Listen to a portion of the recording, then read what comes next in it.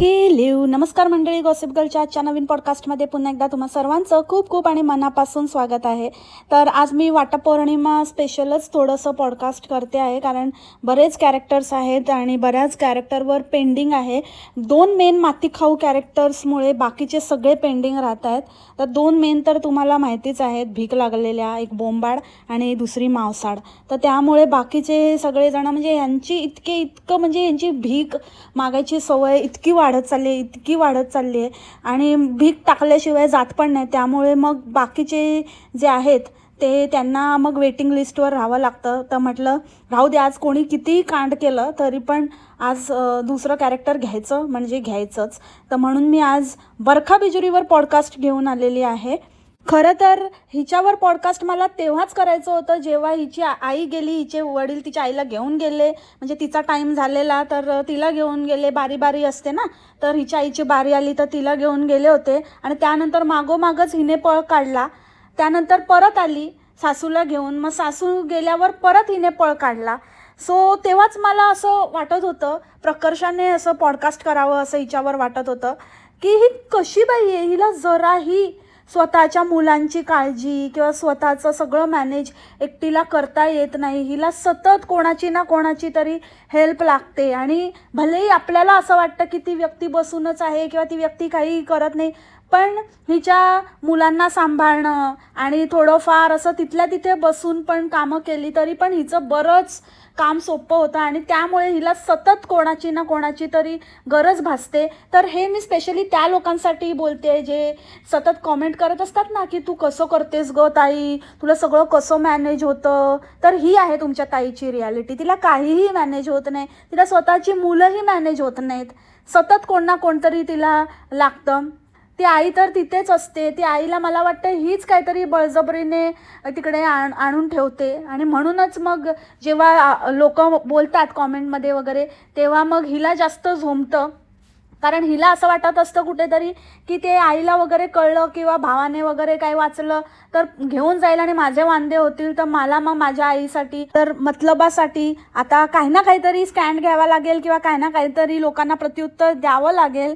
कारण मला गरज आहे. उगाचच रागावून किंवा काहीतरी आपला स्वाभिमान म्हणून गेली तर माझे वांदे व्हायचे. म्हणून ही दरवेळेला लगेचच भांडत येते आणि तोरा तर असा असतो की माझी आई आहे आणि माझ्या आईला मी सांभाळेन आणि हे ते. अगं बाई, तू स्वतःला सांभाळ. स्वतःचा सगळा प्रपंच आहेस ना तो सांभाळ. जे काम करून ठेवलं आहे ना, डोक्याला मार लागलेलं असताना ते सगळं काही, ते जे काही वाढवून ठेवलं आहे वाढीव आणि सगळं काही, तू जो काय तो फालतूचा ब्लास्टर क्लास वगैरे ज्याच्याने कोणाला काहीच हेल्प होत नाही आहे, ते फालतूगिरी करतेस ना, स्वतः जे कमवायचे धंदे लावलेस ते सांभाळ. ते स्वतः एकटीने करून दाखव तर मानलं तुला. बाता नंतर मार.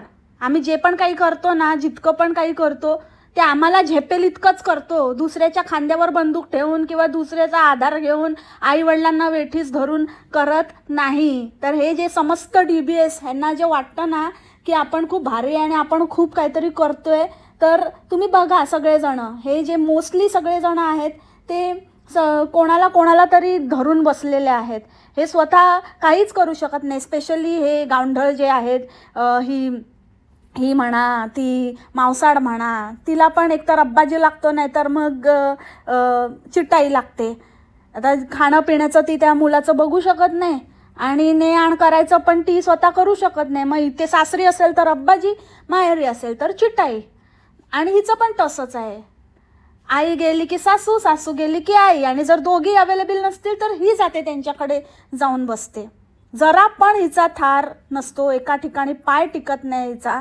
आणि इतकं काय आहे म्हणजे इतकं राहायचं नुसतं, बाप रे. मला खरंच प्रश्न पडतो, हिची जी दुसरी आई आहे, रादर पहिली जी बायको आहे पप्पाची, तर पप्पाच्या पहिल्या बायकोला ज्या मुली आहेत, त्या हिच्या बहिणी ज्या आहेत, त्या कधी त्यांना काही म्हणजे माहेर वाशणी किंवा त्यांना काही माहेरी येण्याचं सुख बीक लाभतं की नाही? कारण सदानकदा हीच बाबा पडलेली असते. मग बाकीचं कधी येणार? हिचंच चाललेलं असतं नखरा नुसतं, हिचंच थोडं होत नाही. आणि जर त्या पण येत असतील आणि ही पण, मग त्या वहिनीचं तर काय बघायलाच नको. ज्या अर्थी ती वहिनी खुश असते एकदम, तर नक्कीच त्या येत नसतील. हिचंच काय ते थोडंफार काय करावं लागत असेल आणि ठीक आहे. नाहीतर शक्यच नाही. पण तुझ्यामुळे बाकीच्या मुलींचं माहेरपण तुटलं, त्याची जरा लाज बाळग ग बरखे. आणि या पांड्याला पण बरी सुट्टी असते. इथे आला केपीला की जास्त नाटकं करून दाखवतो, मी आता वेळात वेळ काढून आलो, ड्युटी संपवून आलो आणि हे करून आलो आणि ते करून आलो. मग जेव्हा इतका सुट्टीला तिकडे पडलेला असतो बायकोच्या मागे, तेव्हा कुठे असते तुझी ड्युटी आणि फुटी? तुला काय सोडलेलाच आहे वाटतं स्वतःचं एकदम. बरं आहे ह्यांच्या ना, हा एक अजून एक प्रकार आहे ना या DBSमध्ये कॉमन आहे.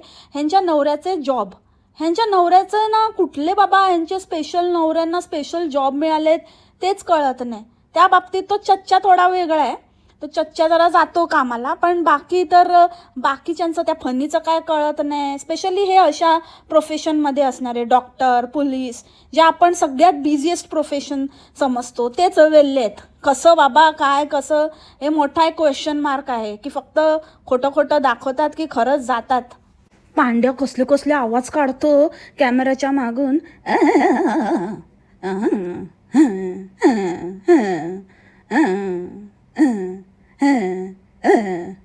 काय अरे भाई, तू काय गेल्या जन्मी काय कुत्रा होतास का?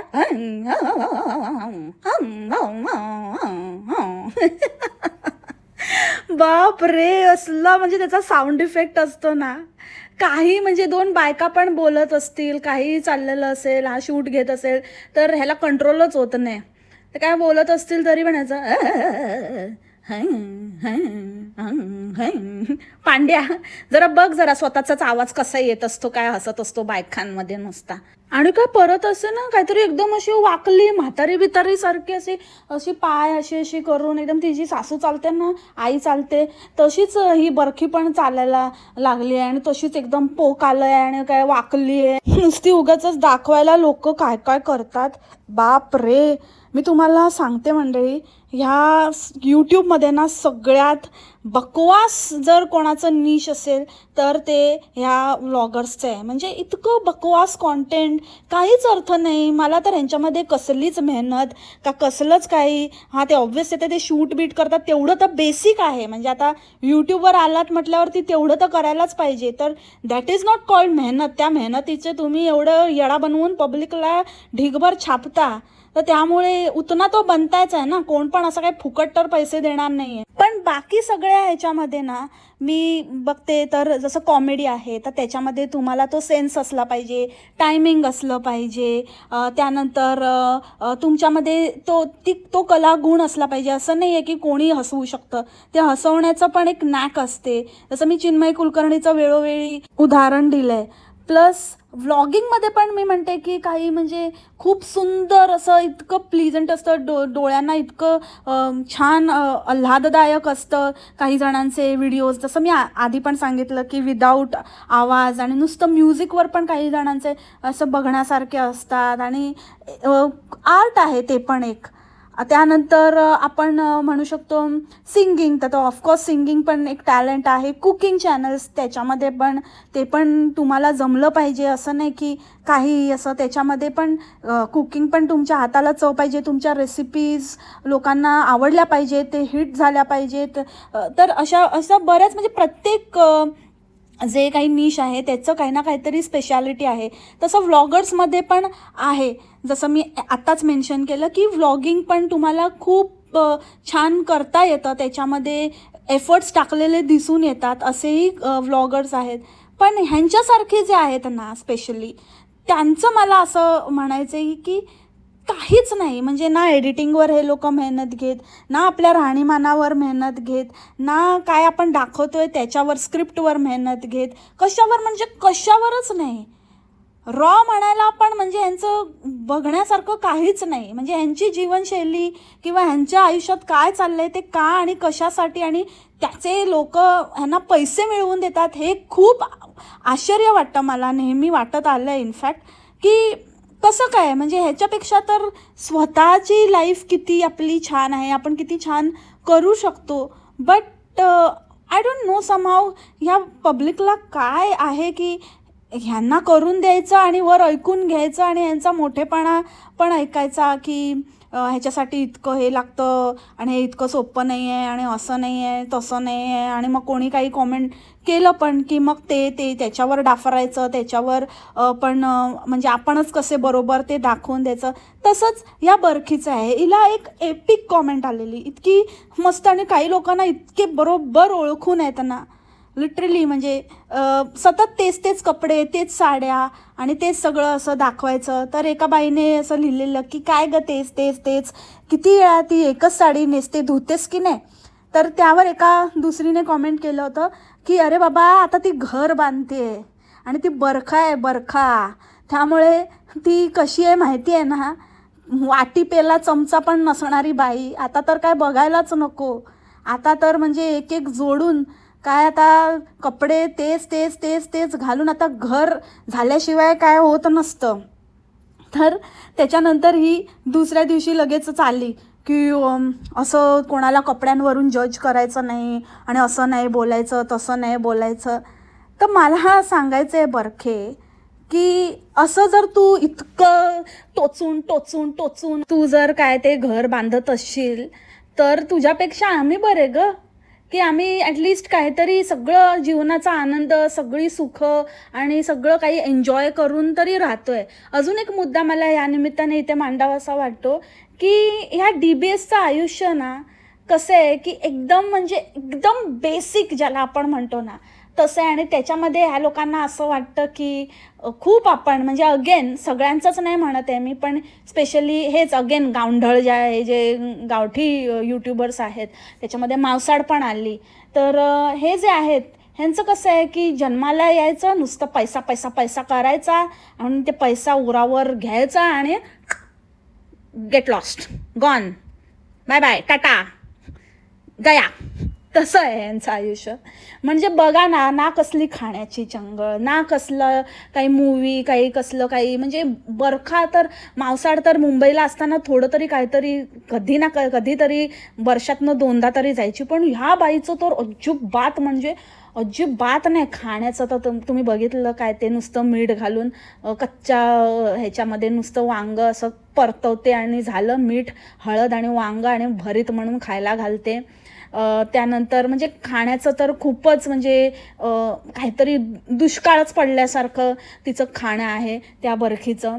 नंतर बाकी कुठलेच अशी काही हौस मौज नाही, काय नाही, कुठे जाणं येणं नाही. म्हणजे आपण म्हणतो ना YOLO, you only get to live once. त्यामध्ये आपल्याला म्हणजे मला तर वाटतं की जन्म कमी पडेल इतकं असं वाटतं. इतकं आपण एन्जॉय करूनसुद्धा आपल्याला असं वाटतं की अरे हे अजून राहिलं आहे, ते राहिलं आहे, हे बघायचं आहे, हे करायचं आहे. ह्यांच्या ह्याच्यात असं काहीच नाही आहे किंवा ह्यांना कधी असं ते म्हणजे कदाचित त्यांनी ते आयुष्य कधी पाहिलेलंच नाही आहे किंवा ते असंही आयुष्य असतं हेच यांना माहिती नाही आहे. ते गटाराच्या बाहेर, त्या डबक्याच्या बाहेर कधी आलेलेच नाही आहेत. आणि आता हे लोकांना शिकवणार की काय आयुष्य असतं आणि ह्यांनी काय अचीव केलं आहे. अरे ह्याला अचीवमेंट म्हणता तुम्ही? शी, कसलंच काय नाही आयुष्यात. मी तर म्हणते निरस लोक आहेत ही. कसलं नुसतं जगाला जन्माला आले म्हणून आपलं जगतायत, काहीतरी करतायत. ते घर घेतलं तर बेसिक आहे, काय छत पाहिजेच, काय ते म्हातारपणाला टेकल्यावरती कुठेतरी राहायला पाहिजेच. तसा तर त्या पांडू त्या पत्र्याचं पण हे सोडणार नाही आहे, ती गोष्ट वेगळी. शेती भाती आहे, पण तरी पण एक आपलं स्वतःचं थोडं काहीतरी असावं म्हणून. आता त्या पत्र्यावरून पण मला एक गोष्ट सांगायची आहे की हे लोक असं म्हणतात की अरे आमच्या इथे असं प्रकार झालेला कैक वर्षापूर्वी, ते भूकंप झालेला ना, तर त्यामुळे लोक असं घाबरतात आणि त्यांच्यामध्ये ते फोबिया झालेला आहे आणि ती भीती बसलेली आहे.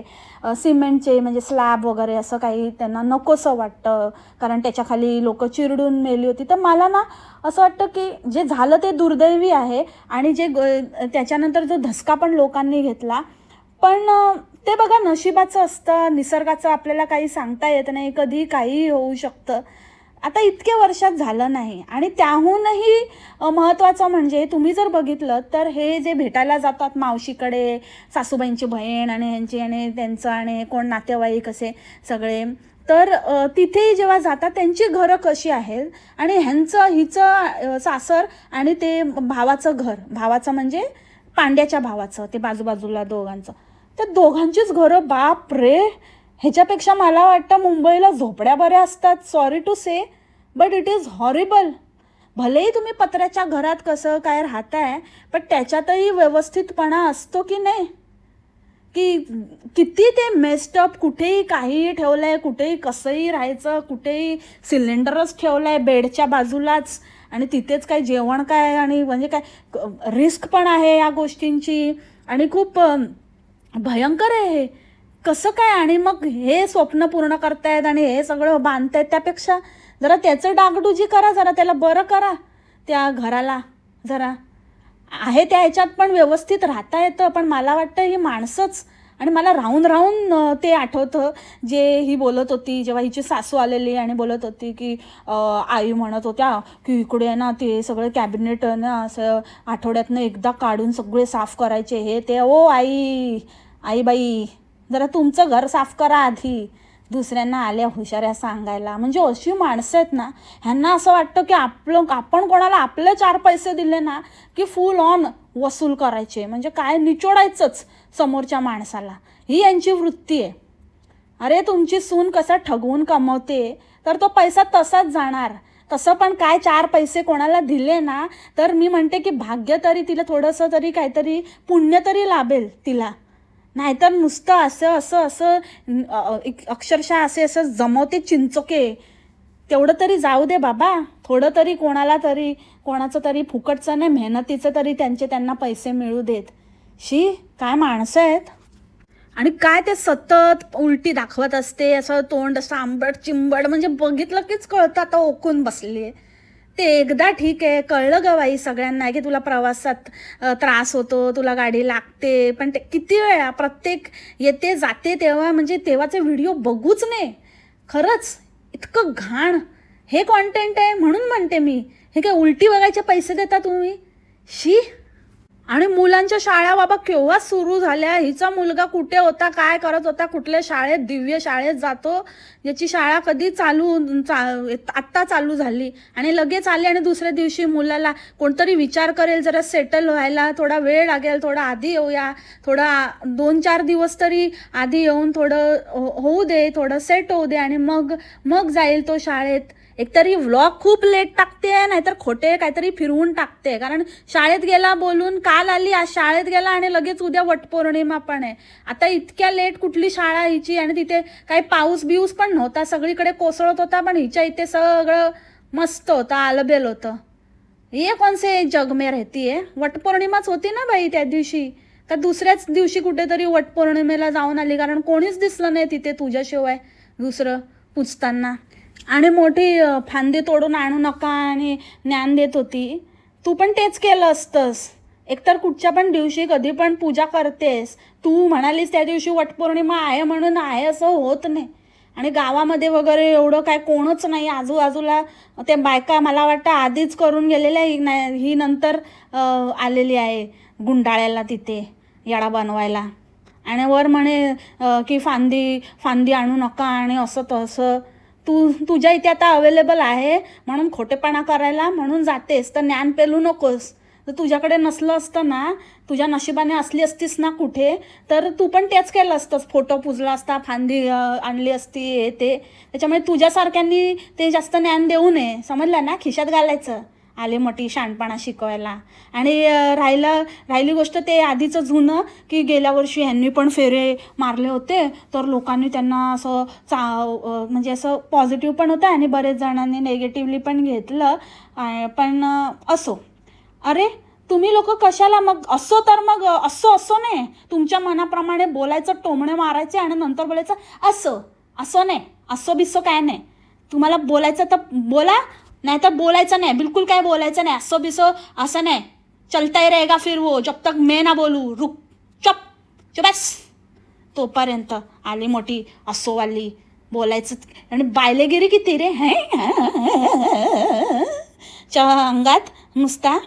मला एवढी चांगली बायको मिळाली, काय मागणं नाही की कधी काय नाही, कसला हट्ट नाही. मी तिला ना जन्मोजन्मी असंच, म्हणजे माझ्याकडून जितकं होईल आणि जितकं चांगलं करता येईल. तू काय करतं रे, काय करतं पांड्या?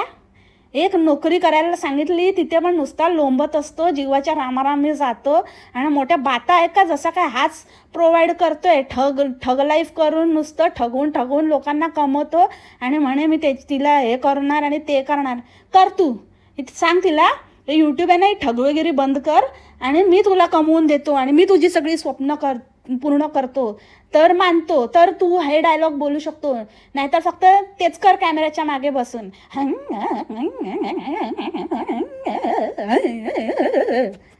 हिला डोहाळे जेवण पण नाही आठवत. एकतर हिने तर म्हणजे बाप रे काय केलं होतं. तो एक नाव बारसं ते वर्षभरानंतर ठेवलं. पहिल्या बड्डेला नाव ठेवलं, तोपर्यंत नाव नाही ठेवलं होतं.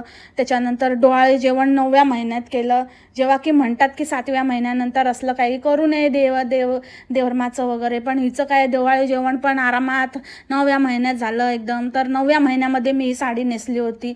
तर सगळं जगावेगळंच चालतं, सगळंच काहीतरी वेगळंच आहे. मग आमच्या इथे असंच असतं, आमच्या इथे तसंच असतं म्हणून हे करायचं. 9व्या महिन्यात करतात वाटतं, म्हणजे 7व्या महिन्यात नाही जमलं तर 9व्या महिन्यात. हिला कधीच काही जमत नाही वेळेवर, त्यामुळे हिचं 9व्या महिन्यात होतं.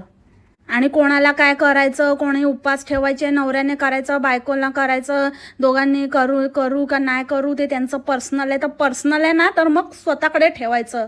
पर्सनल शब्दाचा अर्थ कळतो का? जेव्हा आपण पर्सनल हा शब्द सर्रासपणे बोलतो तेव्हा कळतं का? 10वी फेल मास्तरीण बाई, सर आले धावून, मास्तरीण गेली वाहून. कळतं का तुला? सगळ्या जगाला दाखवून आपल्या पर्सनल गोष्टीवर त्याला पर्सनल म्हणायला लाज नाही वाटत का ग? आणि पांड्या डोक्यावर पडलेला आणि आता काय कुठे पडलाय काय माहिती, जास्त जोर आलाय अंगात त्याच्या. तो कुठे पडला ना त्याला काय झालं ना की जास्त जोर येतो. बघितलं ना कसा उचलून घेऊन फेऱ्या मारत होता. कसली पांचट प्रकार आणि किती ते क्रिंज वागायचं. जरा शोभतं का मोठी खानदानी सून? हे बरं सासूबाईंना चालतं. तो पांड्या ना त्याला कोणी दांड्या मारला तर तो आवाज काढतो ना तसाच आवाज काढत जाईल, कुई कुई कुई कुई कुई कुई. पण इथे बघा सगळा असा दाखवतोय की बापरे मोठा हवालदार. काय करतील आणि काय नाही. ह्याच्याबरोबर अजून एक कॅरेक्टर राहिलंय ते म्हणजे वाव गुड्डी. तिला पण बरेच दिवस मिळाली आहे सुट्टी, तिच्यावर पण लवकरच यायचंय. तर बघूया 1-2 दिवसात तिच्यावर पण पॉडकास्ट घेऊन येईन. बाकी 2 पॉडकास्टचा जो सिलसिला आपण चालू केला होता थोडंसं पॉज झालं आहे, पण नेक्स्ट वीक होपफुली आपण परत चालू करू. थोडंसं कामात आहे मी, थोडी गडबड आहे त्यामुळे एकच पॉडकास्ट टाकते. पण नेक्स्ट वीकपासून आपण होपफुली परत ट्रॅकवर येऊ. तोपर्यंत enjoy all other podcasts and this podcast with गरमागरम भजी आणि चहा आणि मस्त टिप टिप बरसा पाणी टिप मस्तपैकी एन्जॉय करा. मस्त राहा, स्वस्थ राहा. Happy weekend. मास्सलामा.